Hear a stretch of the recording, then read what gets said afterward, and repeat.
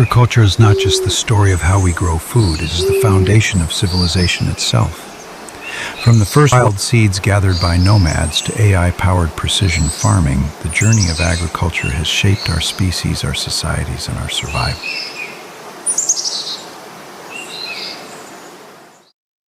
For over 90% of human history, we did not farm. We moved, we hunted, we gathered. Early Homo sapiens lived in mobile bands of 20 to 50 people, following herds and seasons.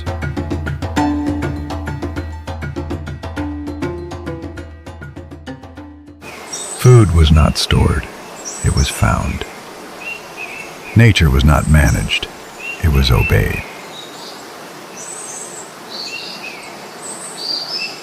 This lifestyle, called foraging, was surprisingly effective. Studies show that foragers often had more leisure time than early farmers. They knew their ecosystems intimately, what to eat, what to avoid, when to move. But it came with fragility. A bad season, a failed hunt, or an environmental shift could mean starvation.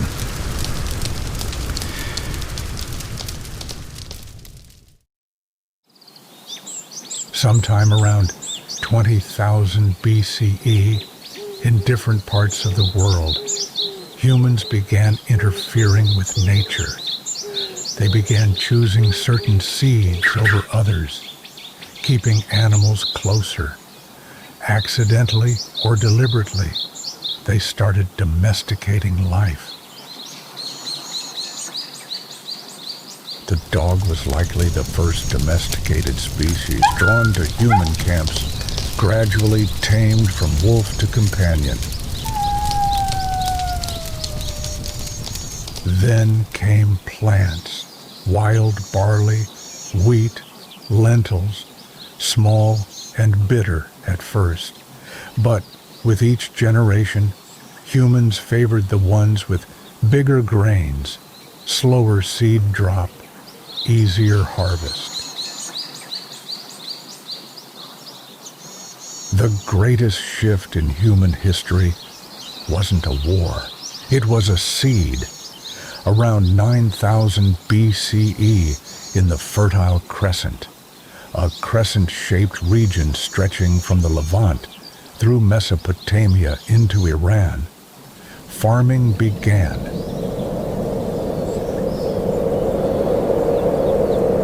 This was the Neolithic Revolution. Humans began settling.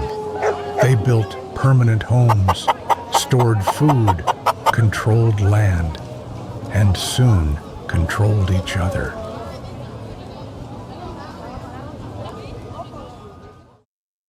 With agriculture came surplus. With surplus came population growth, specialization, inequality, the first cities, the first armies, the first taxes. Farming didn't start in just one place. It emerged independently in China, millet and rice, New Guinea, taro, Africa, sorghum, Mesoamerica, maize, and the Andes, potatoes. Each with its own species, rhythms, and tools. By 2000 BCE, farming was global, but not equal. In fertile valleys, states formed. On harsher lands, pastoralism, herding became dominant. Sheep, goats, cattle, and later horses gave rise to mobile societies like the Scythians and Mongols.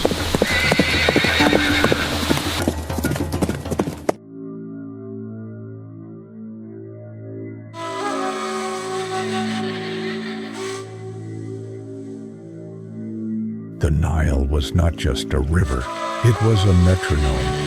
Every year it flooded, and every year it left behind rich silt that fed one of the oldest and most stable agricultural systems on Earth. By 3000 BCE, Egyptian farmers had mastered the rhythm. They built canals, dikes, and basins to channel the water. Their calendar, one of the earliest in history, was based on the flood. Grain was currency.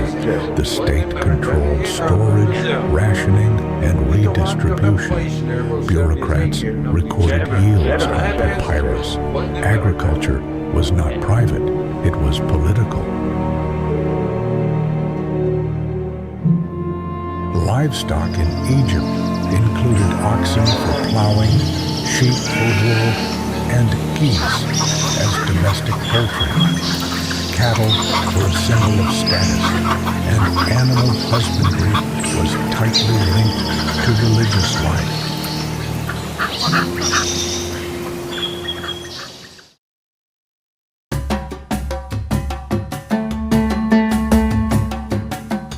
In the land between the Tigris and Euphrates, water was both gift and threat. Unlike the predictable Nile, these rivers flooded violently and irregularly.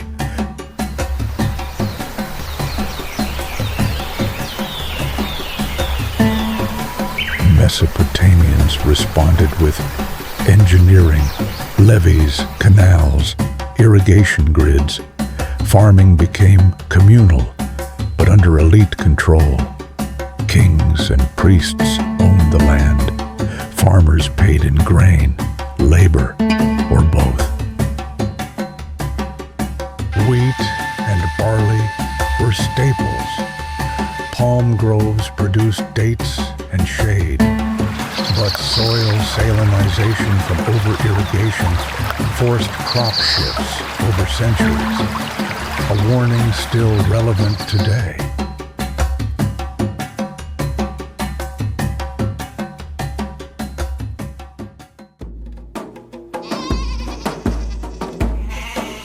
Domesticated animals were vital. Donkeys for transport, sheep for meat, and textile fiber. Goats for milk. Herds were often managed by temples, an early form of institutional agribusiness.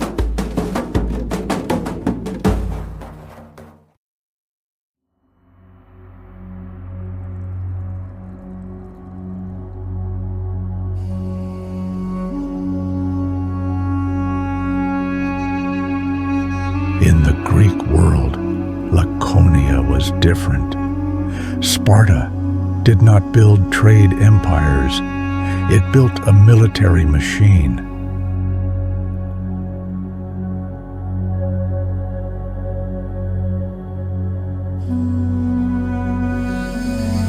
The Helots, an enslaved population, farmed the land. They grew barley, olives, grapes. These were not cash crops, but staples. Spartan citizens were forbidden from manual labor. Their freedom rested entirely on the productivity of others. Agriculture in Sparta was autarkic and minimalistic.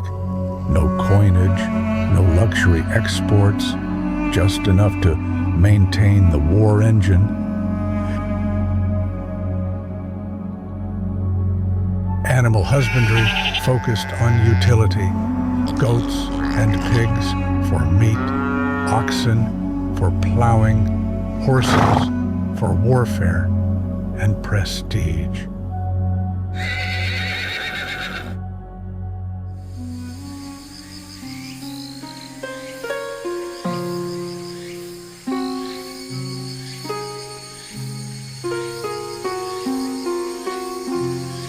Rome began as a republic of small landholders, but as conquest expanded, land was seized and farms became estates.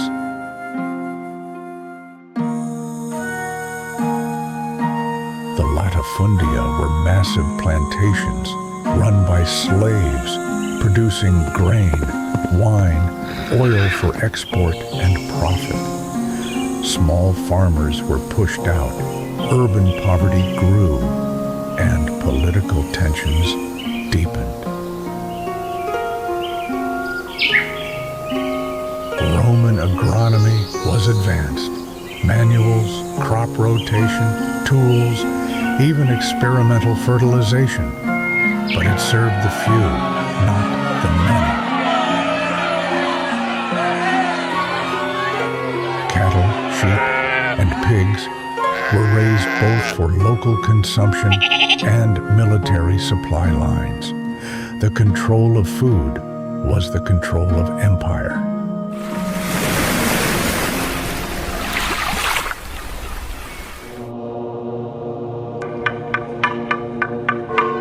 After the fall of Rome, the Byzantine Empire inherited both the land and its contradictions. In the East, agriculture became the backbone of imperial stability, but on a more fragmented.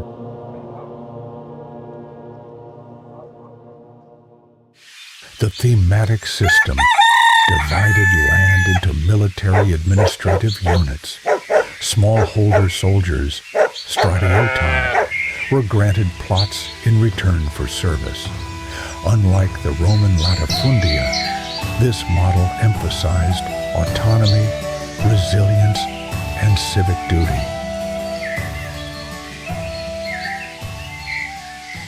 The Orthodox monasteries also became agroeconomic hubs.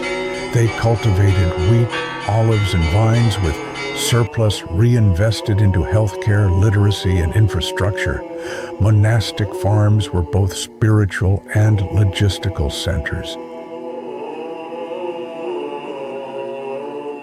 Animal husbandry focused on multifunctionality. Oxen and mules for traction, sheep and goats for textile and dairy, and poultry for urban consumption.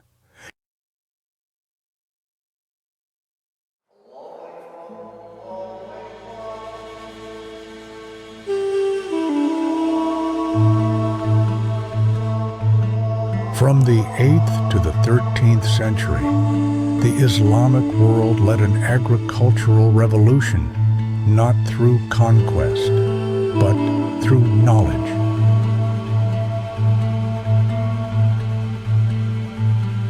Muslim agronomists compiled detailed treatises on crop rotation, soil classification, grafting, pest control, and climatology.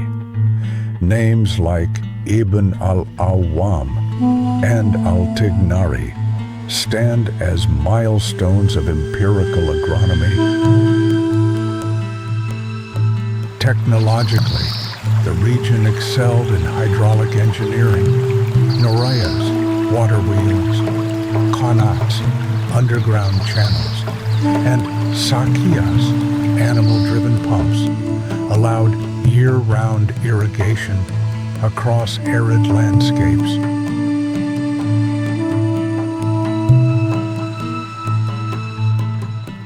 Livestock included camels in arid zones, sheep in steppe regions, and horses in elite estates.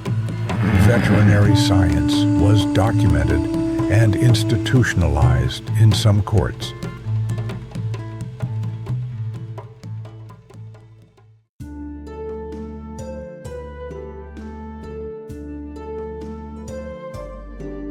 Feudal Europe was built on grain and on exploitation. Lords owned the land. Castles needed supplies. Knights needed horses, meat, fodder, and fuel, and peasants provided it all. The manorial system structured production. Peasants worked lordly lands in exchange for protection. Crop rotation evolved from 2-field to 3-field systems, allowing higher yields and nitrogen replenishment.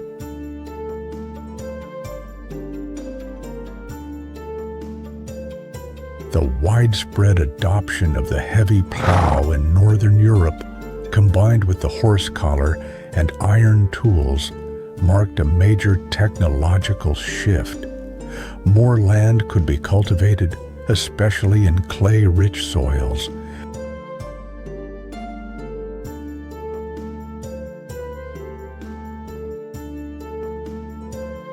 Animal husbandry was deeply regionalized. Pigs in forests, sheep on hills, cattle in river valleys. Livestock served both as labor and life insurance.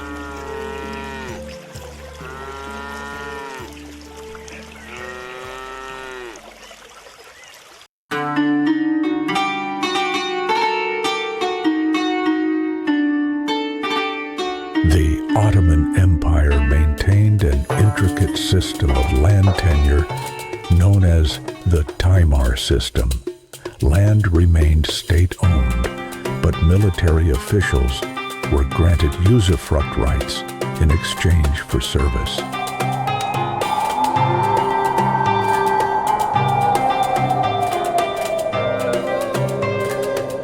Peasants worked the land and paid taxes in kind or coin. Grain, cotton, and tobacco were major crops depending on region, while irrigated orchards provided fruits, nuts, and vegetables.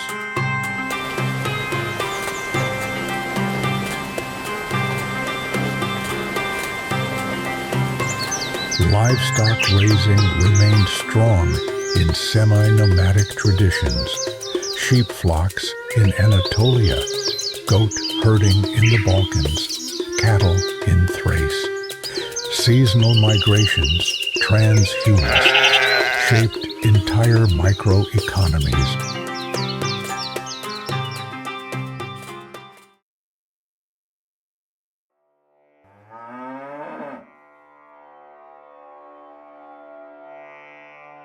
From the 17th to the 19th century, Western Europe witnessed a silent but powerful transformation, the agricultural revolution. It was not about new lands, but about new logic.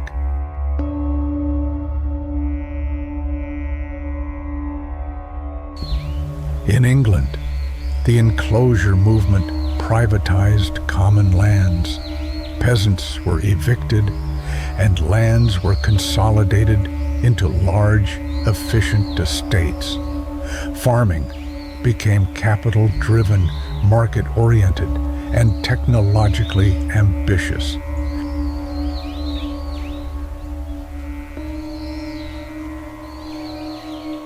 New crop rotations, such as the Norfolk four-field system, increased soil fertility and allowed continuous production.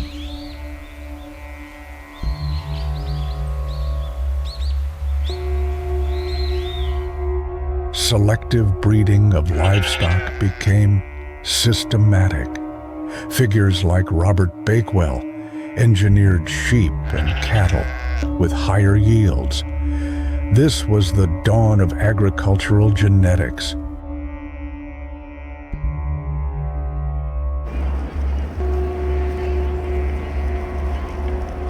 The 19th century brought steel, steam, and scale.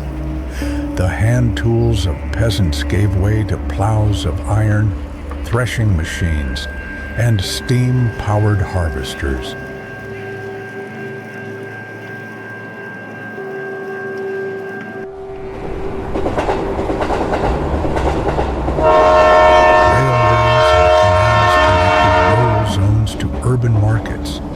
Smallholders who couldn't modernize were outcompeted.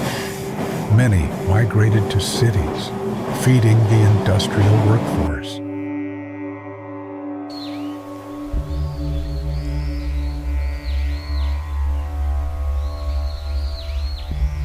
Post-World War II, agriculture entered the chemical age.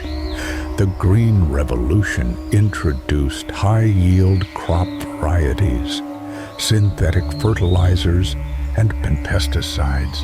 feeding billions, transforming countries.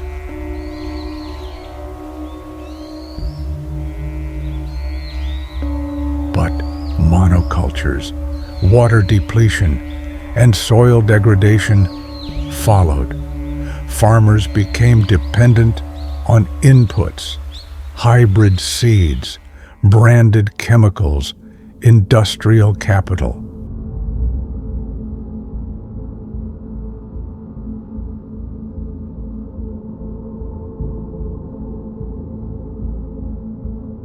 Livestock farming turned into factory farming.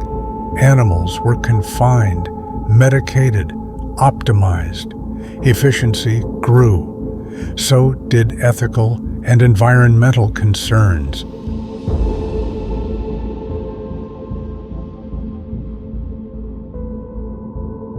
Today, agriculture is global, algorithmic, and data-driven. Satellite imaging, drone surveillance, and AI irrigation optimize yield per square meter.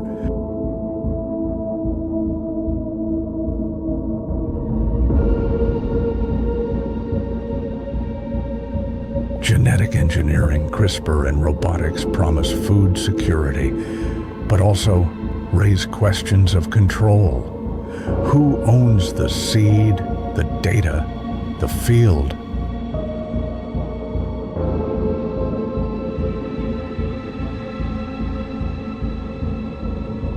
Livestock live in climate-controlled facilities.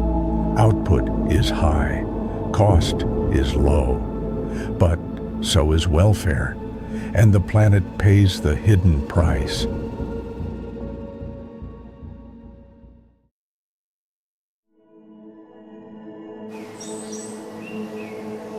In China, millet and pigs supported one of the world's oldest civilizations.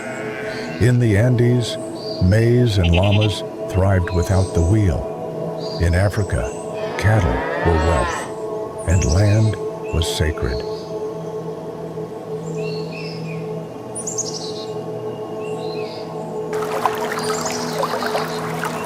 Agriculture was never a singular path. It was many. Each region adapted, innovated, and cultivated according to its own rhythms and risks.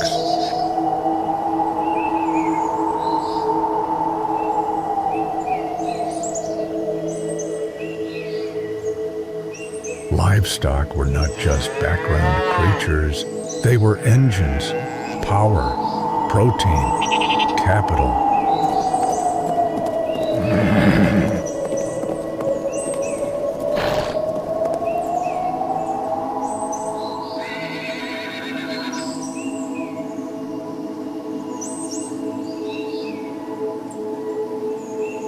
Across time, the symbiosis between plant and animal shaped soil, economy, and culture. Livestock pulled, fertilized, clothed, fed, and moved us.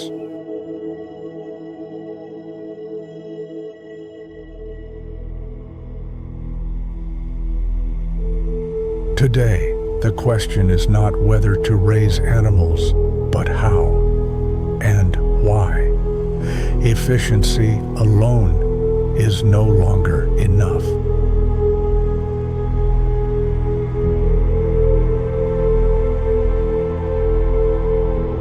Agriculture made us who we are, but it also asks who we will become. As we feed 8 billion people with algorithms and gene drives, the question remains.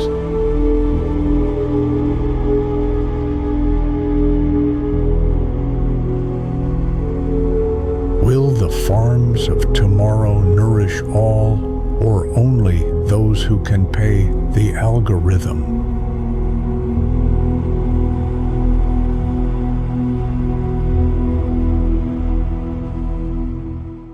We'll be running with the lion.